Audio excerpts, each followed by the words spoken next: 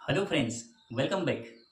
Last class में मैं आपको profit and loss that means लाभ और हानि के क्वेश्चंस को कराया था, और जिसमें टाइप वन, टाइप टू और टाइप थ्री के बारे में डिस्कस किया था।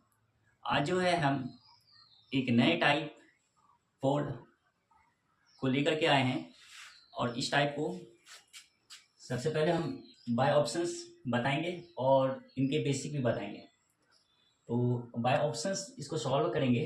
कह रहा है कि किसी वस्तु को 171 रुपये में बेचने पर उस वस्तु के क्रय मूल्य के बराबर प्रतिशत लाभ होता है। ठीक है, अगर मान लेते हैं कि 80 रुपये हमारे पास उस वस्तु का क्रय मूल्य है। अगर 80 रुपये क्रय मूल्य है तो क्रय मूल्य के बराबर प्रतिशत लाभ होता है, यानी 80 रुपये का वस्तु है और 80 रुपये क्या लाभ होगा, यानी 80% लाभ होगा। तो यानी 100% प्लस में 80 कितना हो जाएगा हमारे पास, 180%। ठीक है, तो अगर मैं यहाँ से 180% निकालने जाता हूँ तो हमारे पास क्या आ जाता है, 0 0 कैंसिल हो जाएंगे, 18 8 144। तो वस्तु का सेलिंग प्राइस क्या हो जाएगा, 144 बाय ऑप्शंस। अगर हम कोस्ट प्राइस 80 मानते हैं तो सेलिंग प्राइस 144 होता है, लेकिन हमारे पास 171 होना चाहिए। अगर हम यहाँ पे कोस्ट प्राइस 70 लेते हैं तो 70% लाभ यानी कितने हो जाएंगे, 170। 70% लाभ निकालने के लिए 100 में 70 को ऐड करना होता है। तो यहाँ से देखेंगे ये 0 0 कैंसिल हो जाएंगे, तो 17 कितना हो जाएगा, 17 7 119, 17 नहीं, 17 7 119। तो ये भी ऑप्शन हमारे पास इनकरेक्ट हो जाएंगे। ठीक है, ऑप्शन सी पे चलते हैं। सी, अगर वस्तु का क्रय मूल्य 60 मानते हैं तो वस्तु के क्रय मूल्य के बराबर लाभ होता है, यानी 60 लाभ होगी, 60% लाभ होंगे। तो 60% लाभ होंगे तो क्या हो जाएगा, 100 प्लस 60, 160%, यानी परसेंट के लिए 100 लगा देंगे। यहाँ पे 0/0 कैंसिल हो जाएंगे, 0 0 कैंसिल, 16 6 के 96। ऑप्शन सी भी हमारे पास इनकरेक्ट हो जाता है। ठीक है, अगर वस्तु का क्रय मूल्य 90 लेते हैं तो 90% लाभ भी होते हैं, तो क्या हो जाता है, 100 प्लस 90, 190। परसेंट के लिए 00 है ना, परसेंट के लिए 1/100 लगाते हैं तो 0 0 कैंसिल हो जाता है। यहाँ से 19 9 171।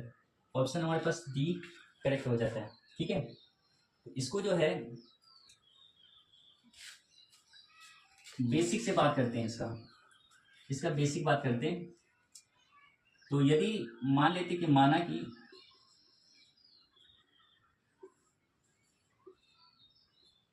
वस्तु का क्रय मूल्य x रुपया है, माना कि वस्तु का क्रय मूल्य x रुपया है, तो वस्तु के बराबर लाभ होता है, यानी x% लाभ होगा। लाभ कितना हो जाएगा, यहाँ से x% लाभ हो जाएगा। ठीक है, तो विक्रय मूल्य क्या हो जाता है, फिर हमारे पास विक्रय मूल्य जो है, विक्रय मूल्य हमारे पास क्या हो जाता है, विक्रय मूल्य हमारे पास, विक्रय मूल्य को निकालने के लिए क्या करते हैं, 100 में x% को क्या ऐड कर देंगे। ठीक है, 100 प्लस x बटे में 100। विक्रय मूल्य हमारे पास कितना है, 171 है। 171 बराबर में x गुना में 100, यानी 100x हो जाएगा, और यहाँ से x इंटू x स्क्वायर हो जाएंगे, और बटे में क्या हो जाएगा, 100। इसको क्रॉस मल्टीप्लाई कर लेते हैं तो हमारे पास क्या आ जाता है, x 171 00, और ये x स्क्वायर प्लस में 100x, और यहाँ से इसको आगे सॉल्व करते तो x स्क्वायर प्लस में 100x, और ये इधर जाएगा तो माइनस का 171 00। अब इसको फैक्टर कर लेते हैं गुणनखंड मेथड से।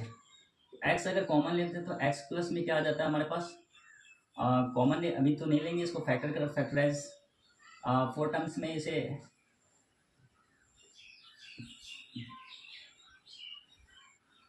4 टर्म्स में ला देते हैं। पहले एक्स स्क्वायर प्लस में क्या आ जाता है, यहाँ पे अगर मैं यहाँ से 190 एक्स में अगर 90x घटा देते हैं तो कितना हो जाता है, 100x हो जाता है। और ये मल्टीप्लाई करने से 171 भी हो जाता है हमारे पास, ठीक है। बराबर में 0, x कॉमन ले लेते तो x प्लस 190, और यहाँ से 90 कॉमन ले लेते तो x माइनस 190 बराबर में क्या हो जाता है, 0 हो जाता है। तो यहाँ से माइनस ये प्लस में होगा, ठीक है। x प्लस 190 कॉमन लेते तो x माइनस में 90 बराबर में 0, तो x माइनस 90 बराबर में 0, तो x बराबर हमारे पास कितना आ जाता है, 90, और वस्तु का क्रय मूल्य 90 हो जाता है, ठीक है। और अगर ये वाले टर्म्स को लेते हैं तो x प्लस 190 बराबर में 0, तो x बराबर माइनस का 190 आ जाता है, जो कि ये अमान्य हो जाता है, ठीक है। हमारे पास क्या हो जाता है, ऑप्शन डी बाय ऑप्शंस हो जाते हैं, ठीक है। एग्जाम में इससे इस तरह से बनाने की कोशिश करेंगे आप। और क्वेश्चन नंबर सेकंड क्वेश्चन को देखते हैं। इसमें कहा किसी वस्तु को 272 रुपये में बेचने पर उस वस्तु के क्रय मूल्य के 3 गुना प्रतिशत लाभ होता है। अगर मान लेते हैं 60, अगर हम मान लेते हैं 60 वस्तु का क्रय मूल्य है, 3 गुना 60 का 3 गुना 60 या 180, 180 और 100 कितना हो जाता है, 280। 280% के लिए 100 बटे में लिखेंगे, 0 0 0 0 कैंसिल करेंगे, 8 6 48 के 8, 6 दूनी 12, 12 4 16, 168 हो जाता है। तो सेलिंग प्राइस 168, तो ये तो नहीं होगा ऑप्शन ए। अगर हम कॉस्ट प्राइस 70 मान लेते हैं, 70 का 3 गुना कितना, 7 के 21, 210 और 100, 310%। 310% के लिए 100 लगाएंगे बट्टे में, 0 0 0 0 कैंसिल हो जाएगा यहाँ से, 7 का 7 और 7 के 21, ये 217 हो जाएगा। ऑप्शन बी भी हमारे पास इनकरेक्ट हो जाता है। ऑप्शन सी 80, अगर कॉस्ट प्राइस 80 वस्तु का क्रय मूल्य, ऑप्शन से मैं ले रहा हूँ, तो 80 कॉस्ट प्राइस है, अगर क्रय मूल्य 80 है, 80 का 3 गुना 240 और 100 में ऐड करेंगे तो 340 बटे में 100, यहाँ से क्या हो जाएगा, 0 0 कैंसिल हो जाएंगे, 4 8 32 के 2, 3 8 24, 3 27, 272 वस्तु का विक्रय मूल्य 272 आ जाता है। तो ऑप्शन हमारे पास सी करेक्ट हो जाएगा। हालांकि ऑप्शन डी भी चेक कर लेते हैं वन टाइम। 90 के 3 गुना परसेंट लाभ होता है, यानी 9 या 27, 270% लाभ होता है, यानी 100 में 200% 270 ऐड करेंगे तो 370 हो जाएगा बटे में 100, 0 0 0 कैंसिल हो जाएंगे, 7 9 63 के 3, 9 या 27, 27 3 27 3 30 हो जाता है हमारे पास, 303। ऑप्शन नंबर डी भी हमारे पास इनकरेक्ट हो जाता है, ठीक है। अब जो है क्वेश्चंस इसके जो है टाइप 5 के बारे में डिस्कस करने जा रहे हैं, ठीक है। तो मैं इसको पहले इरेज करता हूँ।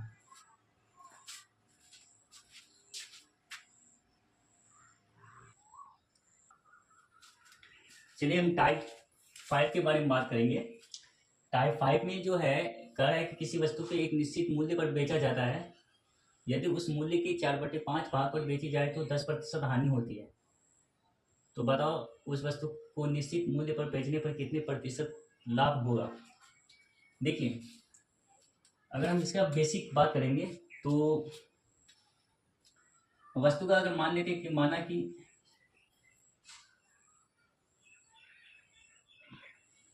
वस्तु का निश्चित मूल्य है, वस्तु का निश्चित मूल्य मान लेते हैं यहाँ से,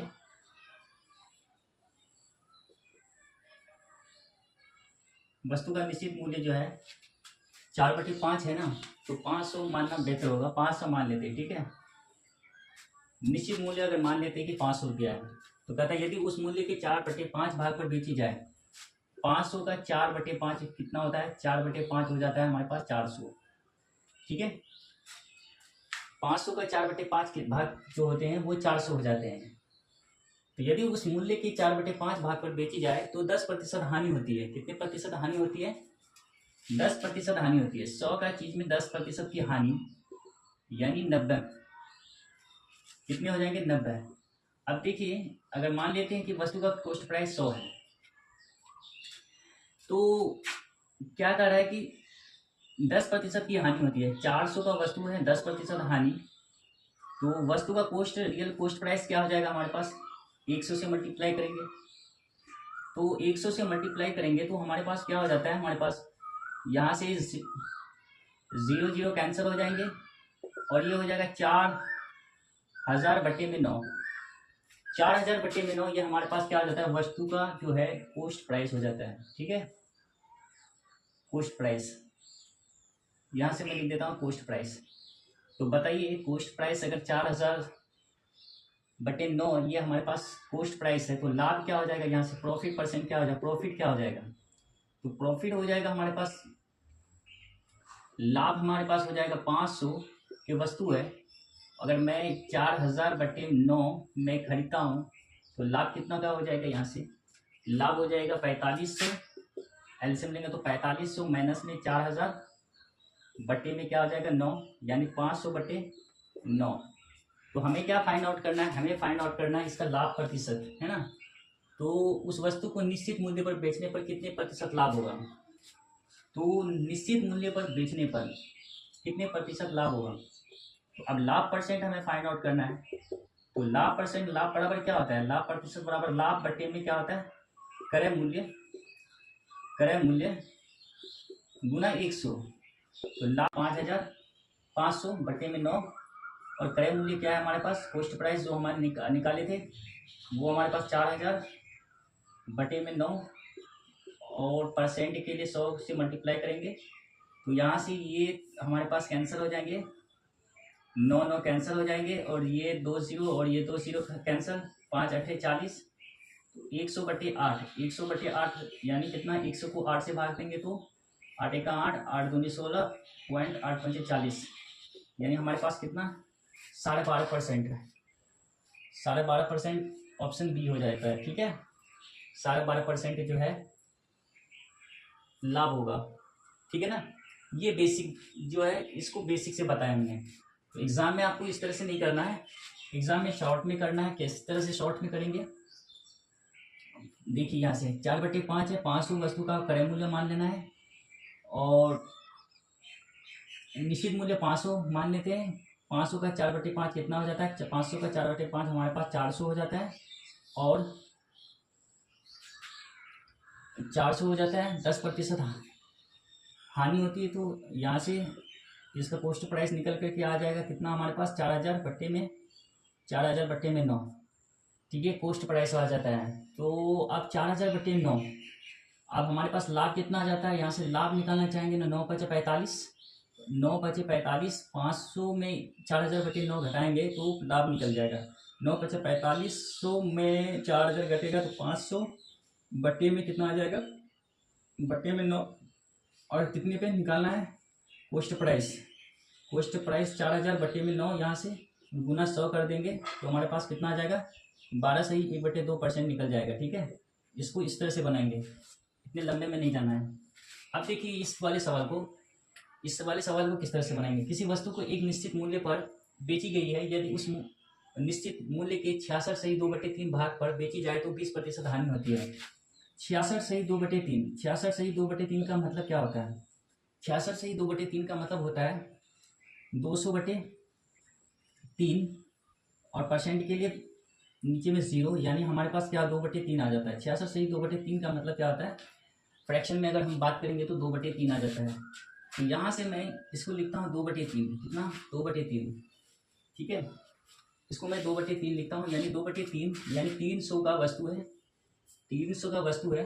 अगर 300 का वस्तु है, निश्चित मूल्य के 66 से ही 2/3 भाग पर बेची जाए, यानी 2/3 पर बेची जाए, यानी कितने पे बेची जाए, 200 पे बेची जाए तो 20% हानि होती है। 20% हानि होती है तो यानी 20% हानि, यानी 80 की चीज़ 200 पे बेची जाए तो वस्तु का क्रय मूल्य क्या हो जाएगा, यानी 100 क्रय मूल्य होता है ना, 100%।